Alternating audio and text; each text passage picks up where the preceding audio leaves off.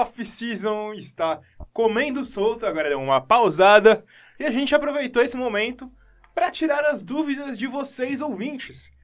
A gente fez um post na nossa comunidade no YouTube e um post no nosso Twitter, pedindo perguntas. Perguntas, qualquer dúvida que vocês tenham relacionados a basquete, relacionados a off-season ou relacionados a qualquer coisa. A maioria das perguntas foi sobre basquete, então a gente vai responder perguntas sobre basquete principalmente. E não vai ser só eu que vou responder essas perguntas. Eu tô aqui com ele, Felipe Haguehara. Tudo bom, Felipe? Tudo bem, Heitor. Não vai ser só você? Eu achei que ia ser um episódio especial. Não é um talk show do público comigo. Heitor Facini responde? Não é. Quem sabe no futuro tem esse quadro, mas ainda não. É muita pretensão. Ah, que bacana. Eu queria também passar um momento de informação pro público. Informação? Isso, um momento educativo. Pode passar. Aproveite seu espaço. Exato. O pessoal pode estar percebendo que eu tô falando um pouco enrolado. Eu mando um salve aí para todo o público brasileiro que usa aparelhos ortodônticos, porque eu coloquei um dispositivo chamado quadrihélice. Eu teria medo de uma quadrihélice. Que ele serve para descruzar a mordida. Por isso eu vou, provavelmente nos próximos meses, só um pouquinho igual o Frajola. Olha só. Finalmente você ficou parecido com alguém famoso, né, Felipe? Pelo menos alguém que seja benquisto e até um gato. Porque as comparações anteriores não eram muito saudáveis. A te compararam uma vez com o Steve Nash. Esse daí foi até interessante. Agora tem o Cássio também que falam, mas tem não o é legal. Cássio, o Greg. Mas o assunto é basquete, né? É o basquete. Ou qualquer coisa que a galera nos perguntar. Antes da gente começar as perguntas, Felipe, você tem outro recado pra passar? Eu tenho os recadinhos habituais do Buzzer Beater, que a gente faz em todos os vídeos, em todos os podcasts. Porque se a pessoa quiser acompanhar o nosso podcast por algum outro lugar, assim, a gente tá basicamente em todos os agregadores. A gente tá no Spotify. A gente tá pra sair no Deezer. Olha só. A gente tá pra sair no Deezer. Já digo isso. A gente tá perto de sair no Deezer. A gente já tá no Apple Podcasts, que a gente sabe que a maior parte das pessoas até gosta de ouvir podcasts nessa plataforma, né? Sim. A gente tá também no Spotify, Google Podcasts, Castbox, Pocket Casts. Tudo que tem cast no nome a gente tá. Exato. Até respondendo a pergunta de um rapaz aqui, ele perguntou se a gente está no SoundCloud. A gente não está no SoundCloud. SoundCloud tem que pagar pra estar lá, né? E a gente é mão de vaca. Como diz a minha namorada, a gente é pata de vaca. Exato. Porque vaca não tem mão. O Buzzer Beater ainda não dá toda essa grana pra gente. O Buzzer Beater vai ser um negócio milionário no futuro. Quando der. A gente não vai pro SoundCloud também, porque não vale a pena. Quando a gente ganhar o nosso primeiro bilhão, talvez a gente pense. E não ir pro SoundCloud. Morte ao SoundCloud. Em comprar o SoundCloud e extinguir ele. Também aí pode ser uma boa. Só pra extinguir ele. Por pura vingança. Bom, primeira pergunta que a gente vai fazer é uma pergunta que, na verdade, uma parte dela já tá respondida. Que é do Brasil Blazers, Felipe. Olha só. É o @Brasil Blazers no Twitter. Alguns times estão com uma vaga disponível. Falando de Portland, Lakers e Celtics. Qual veterano poderia fazer parte da equipe e ajudar já? O Blazers, que é do Brasil Blazers, que eu acho que é o que ele queria mais saber da pergunta, já conseguiu um jogador. Que é o Pau. Pau torando no Blazers. Vai arregaçar o pau no Blazers. Falta aí o Lakers e o Celtics. Se eu fosse o Celtics, eu não ia atrás de um veterano, não. Eu ia atrás no cara que a gente fez vídeo essa semana. Taco Fall. Pega um cara novão. Só pelo hype. Não vai dar certo. A gente sabe que não vai dar certo. Sim, você tem um marketing aí pra fazer em cima de um jogador. Querendo ou não, você tem que pensar nesses aspectos. O Taco Fall, ele não traz competitividade. Não mesmo. Tem que pensar nisso. Mas, num geral, é o tipo de jogador que você usa em momentos específicos pra fazer a torcida se animar. Exatamente. É como... É lógico que em outro nível, mas muitas vezes o Boban, no começo da carreira, era isso. Pois é. Mas o Boban é melhor que ele. Melhorou. Eu acho que ele sempre foi melhor que ele, mas Mas é algo do tipo, algo do tipo. Pro Lakers, Carmelo Anthony. Sempre torço o pior pro Lakers. Já pensou? Não, mas eu acho que o Carmelo Anthony... Até outra pergunta que o Rookie da NBA, o @Rookie da NBA 2... Quem será que é o Rookie da NBA 1? E o Rookie da NBA? Mas que ele tava falando do Carmelo Anthony se ele tem mercado na NBA.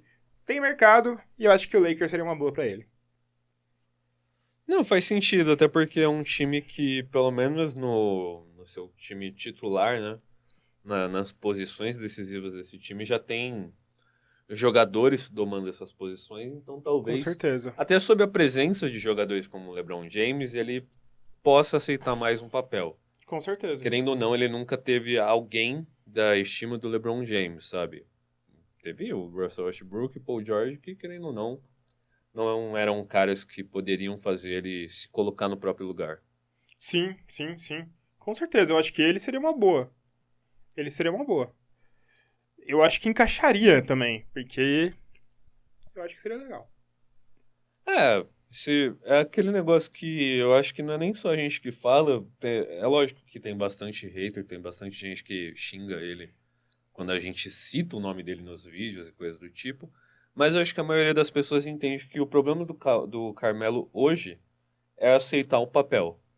Aceitar Sim. um papel secundário, muitas vezes saindo do banco, que talvez realmente, se ele for um cara que lidera uma segunda unidade, a gente já sabe que a característica dele de face-up, pontuar, tudo pode ser benéfica para um time Sim. que está descansando titulares. Sim. Seria interessante.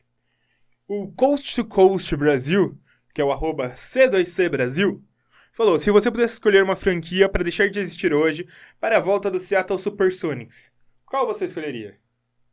Cara, eu vou me abster isso, porque muita gente que não torce pro Clippers escolheria o Clippers. Mas eles estão errados.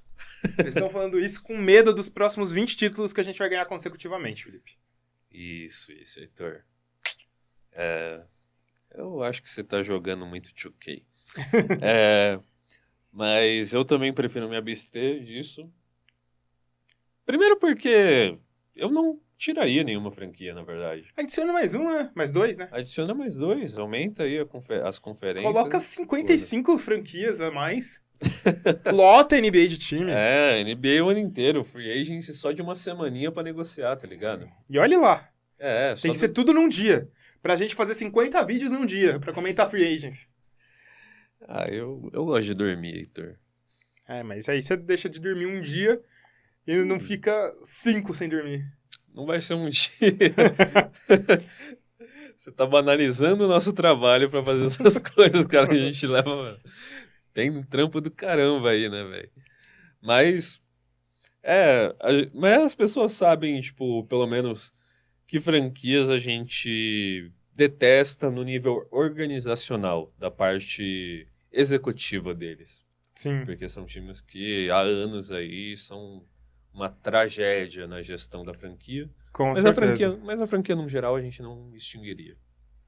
Eu acho que não, também não. Se fosse pra extinguir alguma, seria quem? Não sei. Acho que nenhuma mesmo. Eu não consigo nem pensar em uma. Vai extinguir o... Não extingue nada. Quanto mais time, melhor. Exato. A gente tem uma pergunta aqui do Rocha. Você lembra do Rocha? Esse aí é antigo. Grande amigo Rocha. Ele pergunta assim: não sei se lembram de mim de tantas perguntas que eu mandava no começo do podcast, mas vamos nessa. Eu lembro, Rocha. Felipe também lembra.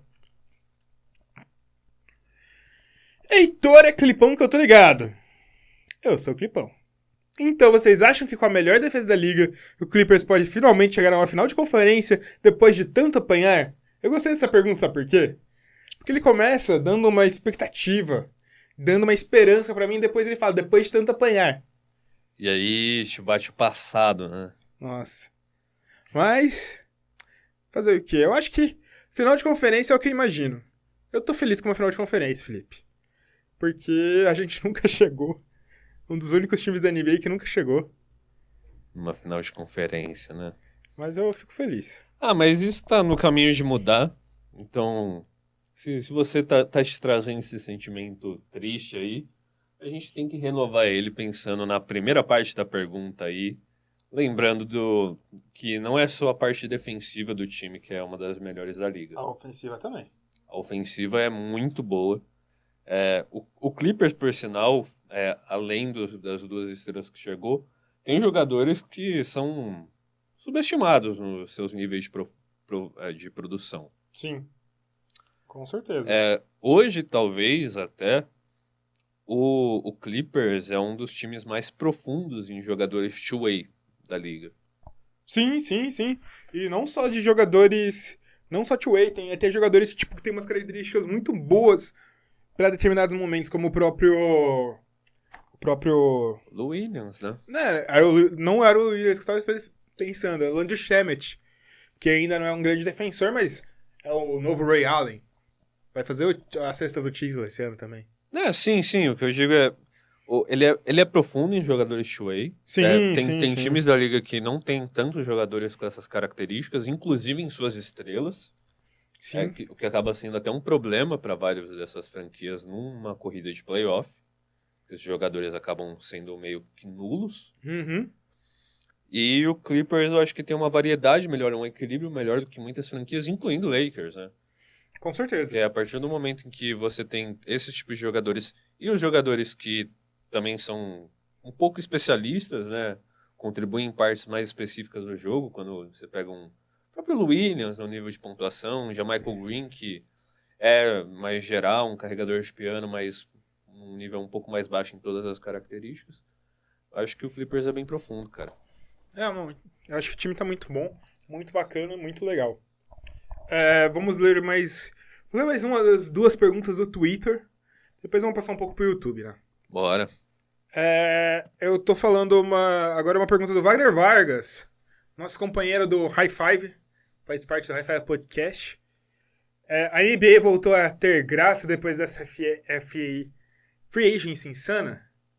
Olha, a NBA sempre teve graça. Mas eu concordo que agora ela vai ter mais graça ainda, né?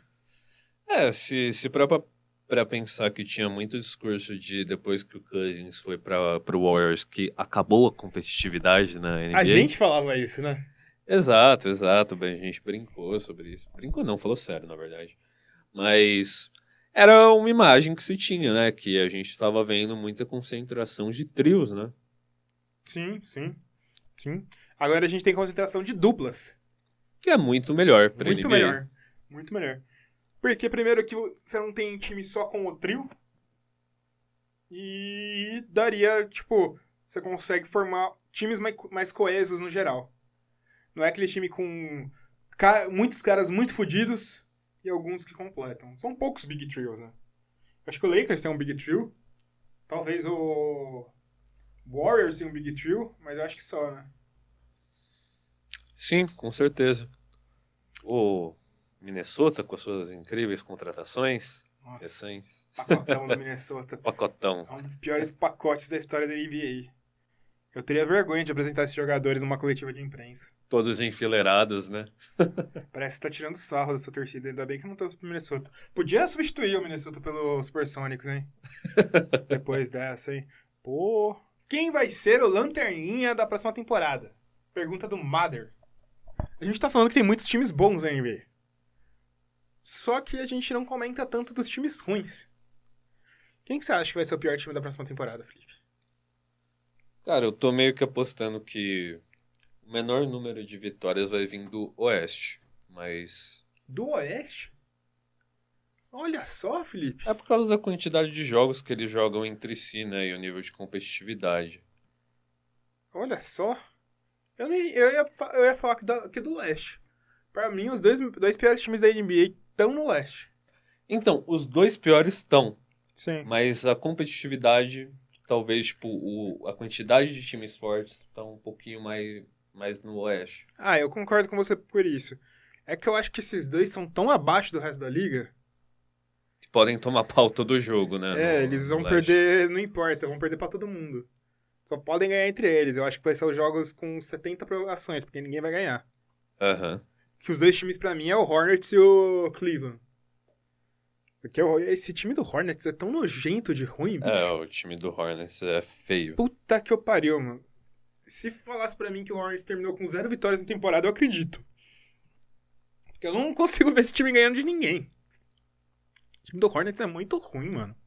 Sim, sim. Não tem cenário em que esses times conseguem um número relevante de vitórias.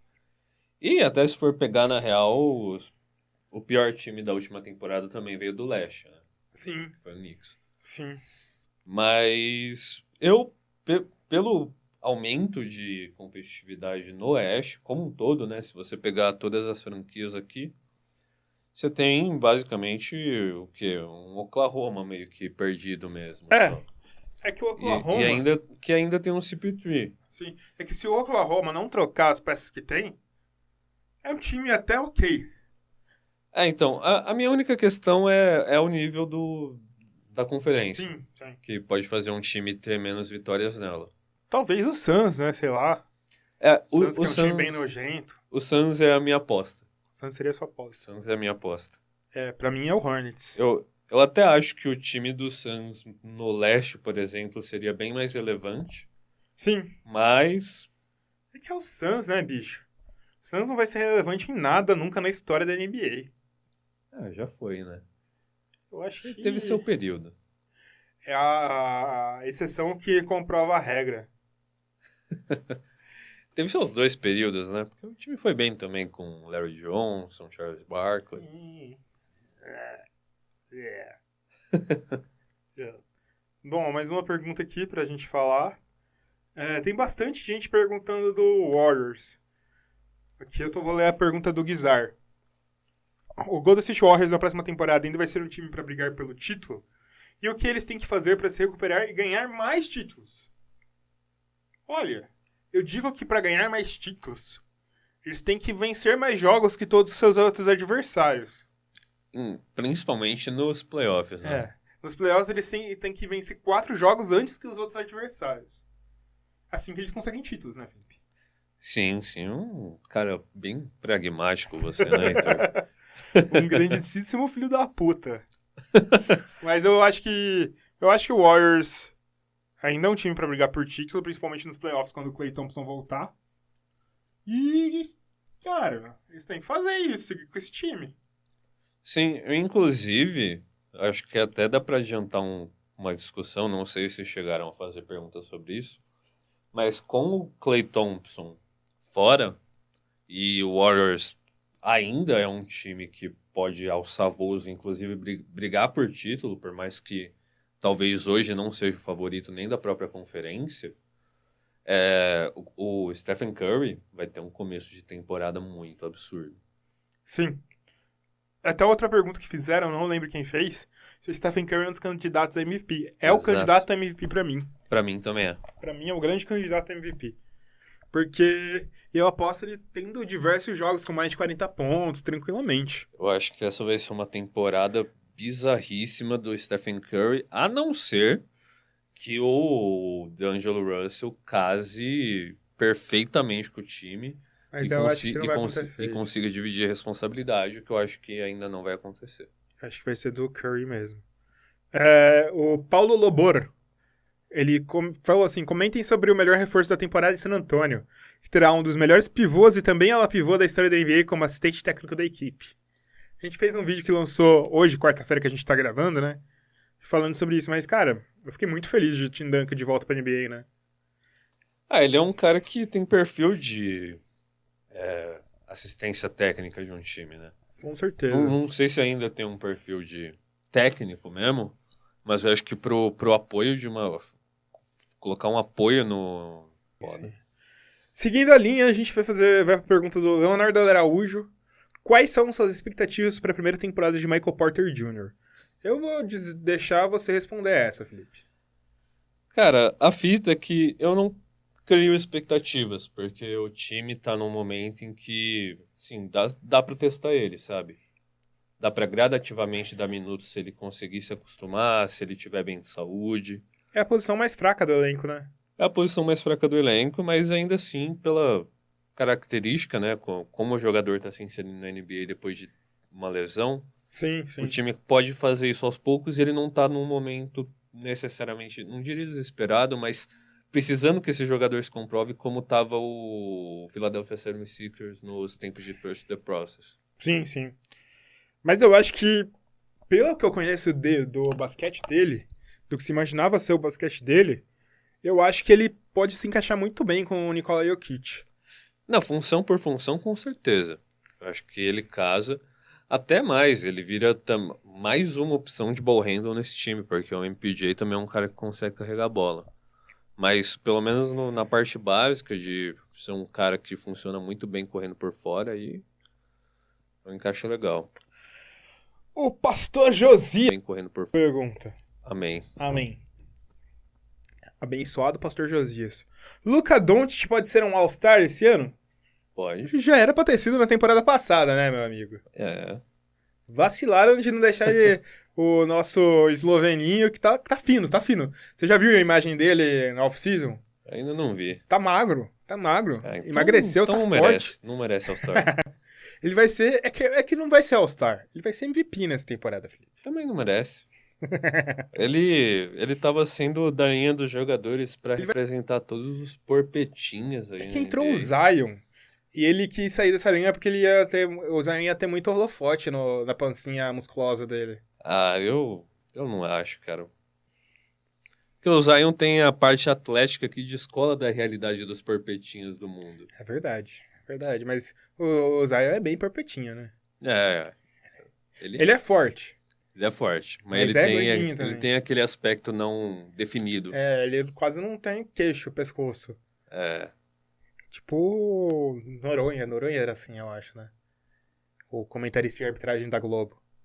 Sem pescoço. Mas o Doncic vai ser, sim. Eu acho que nesse ano eles não vão ter desculpa pra não colocar ele. Se ele repetiu o desempenho da temporada passada, obviamente, né? Ah, sim, sim. Até dá pra melhorar, né? Sim, sim. Doncic, um ano de experiência, querendo ou não, faz uma diferença. Um ano de experiência depois de destruir, né? O Gulek pergunta: quem é melhor, Ray Allen ou Stephen Curry? Olha, eu acho que se a gente for colocar os dois no 1x1 hoje, o Curry vai ganhar.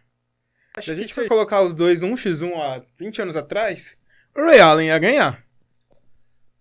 Mas se colocar os dois no auge 1x1, O Curry vai ganhar de longe. é... Eu acho que 20 anos atrás era a última vez que o Ray Allen ganhava do Curry. Mas, não. Só comparativo se o Curry tivesse Exatamente. a idade daquela época, porque, pelo amor de Deus, tem uma diferença. Outro nível, é outro nível. Tem uma diferença gritante aí. Ó, Até de função mesmo. ó, Curry é top 10 melhores jogadores de todos os tempos. Eu não parei pra pensar isso, não sei se concordo, mas acho justo. Viu? E o Ray Allen não. Com certeza não, e é uma comparação que eu acho que não faz muito sentido, funcionalmente mesmo. A única coisa que aproxima os dois é a questão de eles serem excelentes chutadores. Sim, O Curry é muito maior que isso. Sim, sim. Duque 113. Falem sobre a inclusão dos desafios no VAR na NBA. Como o jogo pode mudar com isso e tal. Adoro o conteúdo de vocês. Forte abraço. Olha, eu não parei pra pensar nisso não, Felipe. Eu acho que eu gosto dos desafios do VAR. Da emoção do VAR. A galera reclama muito disso, mas, cara, uma jogada que não era nada traz a emoção de um gol com o VAR. Ao mesmo tempo que tira, muitas vezes, a emoção de um buzzer beater, por exemplo. Ah, sim, sim. Tipo, num momento de tesão até é meio difícil. Mas é necessário, cara. E, assim, o VAR, né, da NBA, ele não é...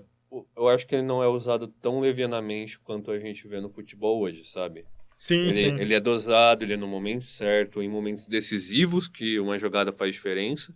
E ainda assim, muitas vezes os árbitros eles não ficam dependentes disso.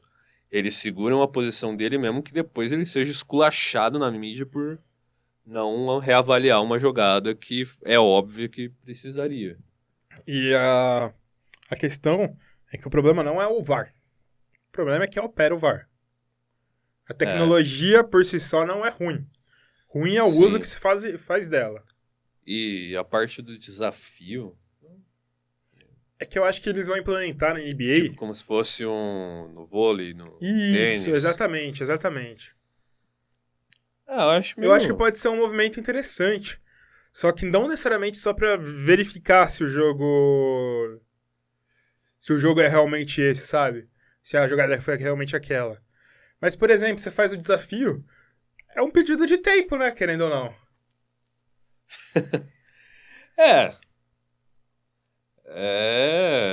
Vai ser usado dessa maneira. Se a gente vê um Jason Kidd fazendo um cara bater nele pra ele derrubar um drink no chão pro árbitro parar o jogo pra ele conseguir desenhar uma jogada, a gente sabe que os treinadores não são bobos, tá ligado? Pois é. Eles vão usar o negócio a favor deles. A gente vai ter que ver o que vai dar. Vamos voltar pro Twitter, Felipe? Bora? Agora a gente tem uma pergunta do KingsBR. Quem é o melhor arremessador da NBA depois do Buddy Hield? Concordo. Tirando o Buddy Hield disso, a gente obviamente ia dizer Stephen Curry, né? Mas eu gosto de pensar em outros nomes. Vamos sair do usual. Bogdanovic. O Bojan ou o Bogdan? Ou os dois juntos? Bojan. Bojan pode ser uma boa. Eu gosto muito de pensar no Joe Harris. Joe Harris tem um aproveitamento fenomenal. O próprio Malcolm Brogdon é muito legal também.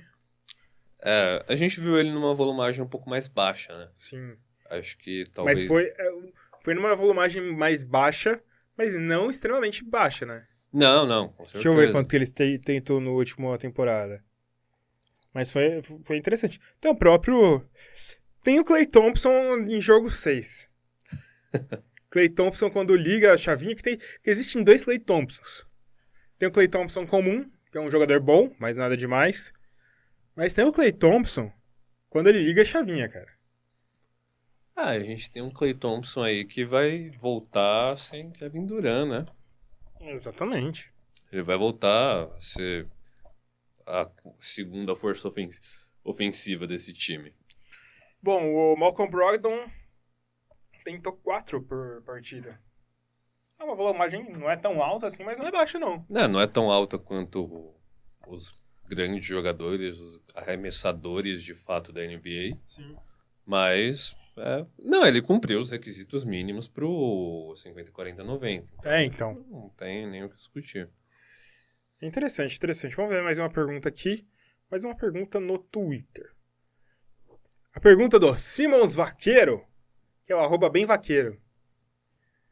Qual equipe da NBA se aproxima mais do estilo do jogo dos anos 80 e 90? A gente conversou essa nos bastidores aqui do Buzzer Beater. E o Felipe tem uma opinião que falando de estilo de jogo, e tem outra que é mais polêmica, né, Felipe? Tem opinião séria, na verdade, né? Sim. Que a gente diz que acho que não tem muito o que contestar, que é o San Antonio Spurs, né? Sim. É óbvio que ao longo Então dos você tá anos... falando que o DeMar DeRozan joga tanto quanto o Michael Jordan? Spurs? DeMar DeRozan. É isso que você quer dizer? Claro. Não, tô falando que ele joga tanto quanto o David Robinson. Mas por mais que o Pops tenha feito algumas adaptações, né? Porque, querendo ou não, você não consegue sobreviver com um estilo de jogo que ficou ultrapassado. Sim. Mas, ainda assim, o esquema de excelência, a marca registrada, as jogadas que a gente conhece do Spurs, elas datam desde a entrada do Pops, desde lá pro final dos Sim. anos 90, que casam um pouco com o próprio estilo que era jogado na época. Com certeza. E a gente tem a opinião troll. Troll. Você é um hater, Felipe? Não sou um hater, mas eu sou um realista, um hateralista, sei lá. Qual que é a sua opinião? Que tem o time que melhor emula os anos 90 é o Knicks. Porque ficou preso lá, né? Um time medíocre desde essas épocas. Pra ser justo, eles são um time medíocre desde os anos 2000. Porque em 99 eles foram pra uma final de NBA, mas vale a piada. Vale a piada. O Dilson Barros, ele pede pra gente falar do Bruno Fernando. Gente, eu não sei, esse vídeo esse podcast tá passando no futuro, né? É. Talvez tenha saído um conteúdo específico sobre o Bruno Fernando. Talvez saia um pouquinho depois. Talvez saia um pouquinho depois. Mas, cara, eu conheço pouco do Bruno Fernando. Você que é mais inteirado nos assuntos do college, Felipe? Não, eu não sou tão inteirado assim. Eu assisti mais jogos de college da outra temporada, do Trae Young lá, do que dessa. Mas o Bruno Fernando, a gente chegou a comentar até que ele era um dos caras que mais variava em mock drafts, né? Sim. Até no começo ele começou meio que como um consenso nas top posições, pá. Depois ele começou a ficar essa variável que ia desde o final da loteria, desde dentro da loteria, na verdade, até a segunda rodada. Ele é cru, né, cara? Sim. Acho que para um jogo de NBA ele ainda é cru, tem uma parte física legal, tem um espaço de desenvolvimento legal. Eu acho que é um jovem que vai evoluir muito, cara. E vai ter espaço na posição de pivô nesse Atlanta Hawks. Sim, sim. É um time que não vai ter urgência no desenvolvimento dele, porque quem precisa se desenvolver mais lá dentro são jogadores que eles focaram nas primeiras rodadas, aí o Cam Reddish e o DeAndre Hunter. Enquanto ele vai ter tempo para virar a força de pivô da segunda unidade. E é uma aposta válida, porque eu não acho que ele vá se desenvolver a um nível absurdo, é lógico que eu tô partindo de um achismo, mas eu acho que ele vai ser muito bom. E ter um cara muito bom desse desde o começo, você consegue manter por bastante tempo. Com certeza, e com certeza. não muito caro. Mais uma pergunta aqui do Twitter, que é uma pergunta do Pedro, que é @pedromas16. Pedro tem foto de anime no Twitter, Felipe. Tem foto de anime? O que você acha de quem tem foto de anime no Twitter? Eu não sou o cara mais assíduo no Twitter, mas depende do anime. Você é otaku, Felipe. Não sou otaku. Você é otaku, Felipe. Você vai trabalhar de cosplay. Eu vou. Na verdade, a única vez que eu puder... De alguma maneira eu fui de cosplay, eu estava usando as minhas roupas normais e disseram que eu estava vestido igual salsicha. É um cosplay diferente. É. Se você estiver ouvindo, eu acho que é Your Name. Que não é... Que é um filme de animação japonês. Que é vulgo filme de anime. Eu não sou, mas cara. Eu não tenho certeza. Pedro, se você tá ouvindo isso, responde pra gente qual que é o anime que você tem a foto aí. Eu não vejo anime, eu só leio mangá. Ah, sei.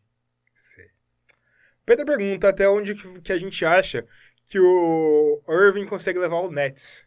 A gente já falou isso, mas eu lembro que a nossa opinião é pra ir pros playoffs. E, no melhor dos casos, brigar por mando de quadra. É isso, né, Felipe? Sim. Sem o Duran é isso.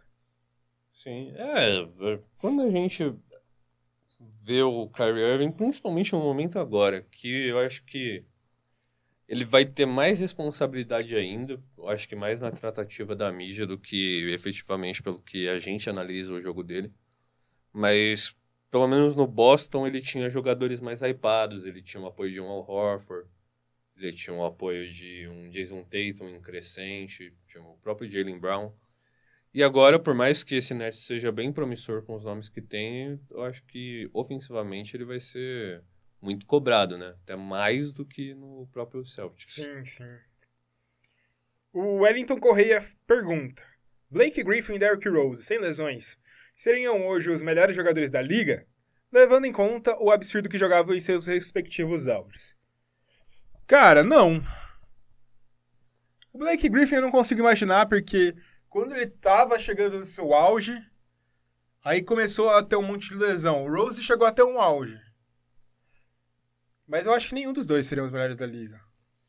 Também acho que não. Eu acho que eles estariam em posições bem mais relevantes. O Griffin ele ainda tem uma posição relevante, Por causa do time que ele tá.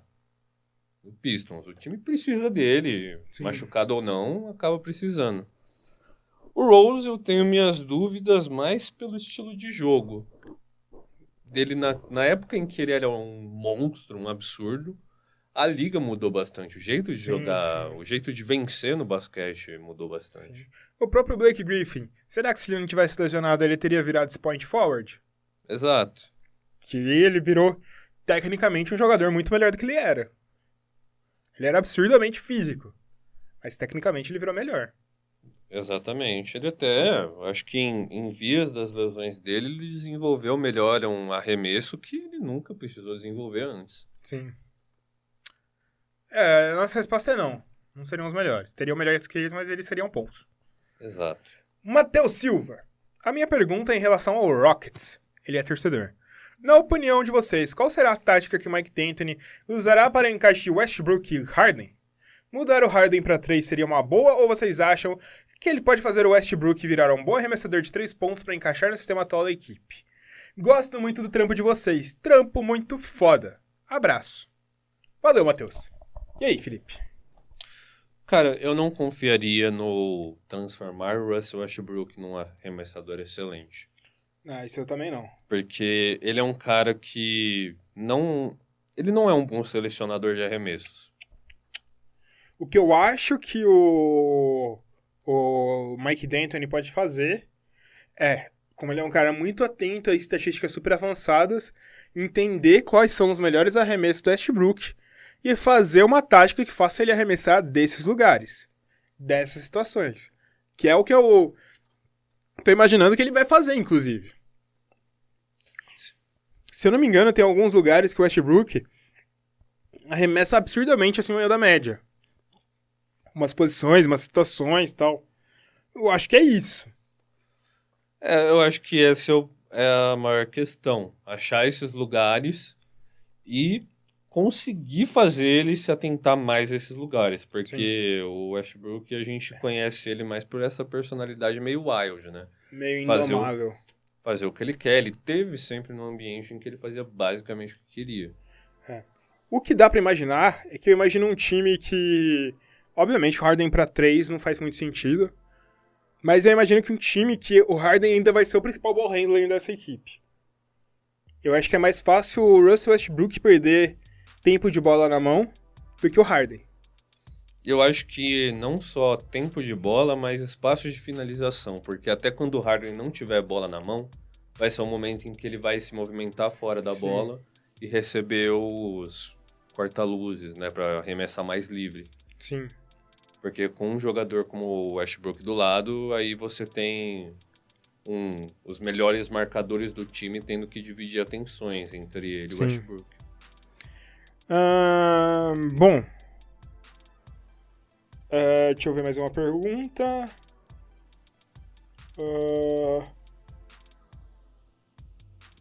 Será que o Minnesota ainda tem futuro com Karl Anthony Towns e Andrew Wiggins? Futuro tem, a gente não sabe se o futuro é bom, né? Com Towns, o futuro até pode ser positivo, dependendo da combinação de jogadores. O Wiggins, cara. O Wiggins é pior que o Wiggins, eu torço pra ele ser bom. O Wiggins eu desistiria... Mas a minha torcida não é muito boa. O Wiggins eu desistiria de usar ele como um foco de reconstrução, sabe? Eu acho que a gente já percebeu que o Wiggins... Ou ele tem que ser tipo a terceira, quarta força de um time. Essa é a minha impressão hoje. Ou até um líder de segunda unidade no estilo Lou Williams. Talvez seja muito bom. Sim, só o tempo dirá. Tyson ou Messi? Então, Felipe, acho que tá bom de pergunta, né? Uma pergunta pra caramba, né? Nem contei quantas perguntas a gente respondeu. A gente respondeu bastante, a gente agradece aí quem enviou, né? Pede desculpas por não poder responder todas, senão esse podcast teria... 57 horas. Seria um podcast gigantesco que ninguém ouviria. Sim. Bom, você que tá ouvindo o nosso podcast, já faço aqueles pedidos que a gente fez no início do podcast, mas faço de novo. Se inscreve no nosso canal no YouTube, youtube.com/buzzerbeaterbr. Assina o nosso podcast em qualquer agregador que você estiver ouvindo. O Apple Podcast você pode ir lá e dar 5 estrelinhas pra gente, deixar seu comentário, recomendar. No Castbox dá pra você assinar e dá pra dar um coraçãozinho pra gente. Spotify dá pra você seguir a gente. E compartilhar com seus amigos, né? A gente gosta de ter mais ouvintes. Vai lá nas redes sociais e acompanha a gente também no Twitter e no Instagram. No Twitter é o buzzer_beaterbr e no Instagram é o buzzerbeater_br. Beleza, Felipe? Beleza, tem um buzzer beater pra todo mundo. É isso aí, galera. Falou, é nóis. Tamo junto. Valeu.